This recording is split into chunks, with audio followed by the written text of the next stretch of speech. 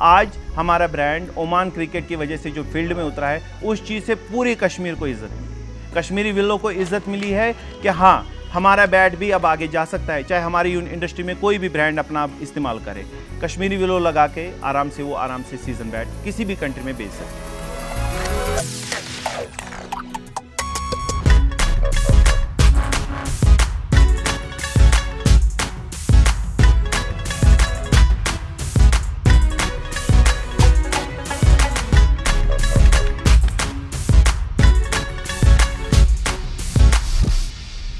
7 सालों से मैं भी इंटरनेशनल मार्केट घूमा हूँ, सब जगह गया हूँ। बाहरी जो इम्पोर्टर हैं बाहर कंट्रीज़ में, तो उन्होंने हमें इस चीज़ से पहले ही कह के रखा था कि अटाल रहे थे कि कश्मीरी विलो हम यूज़ नहीं करेंगे सीज़न बैट में।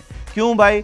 हमें पता नहीं ये बैट कैसा निकलेगा। अभी कश्मीर में भी इस इंडस्ट्री को लगभग 60-70 साल हो गए कि हम स्पोर्ट्स का ये यहाँ पे पहली फैक्ट्री डाली थी यहाँ पे सीए वालों ने, सियालकोट से जो आए थे डार वालों के यहाँ, तो तब से ये स्पोर्ट्स इंडस्ट्री यहाँ पे चालू हो गई। हमारी ये बैट फैक्ट्री, हमारी ये स्पोर्ट्स फैक्ट्री सिंस 1974 से है।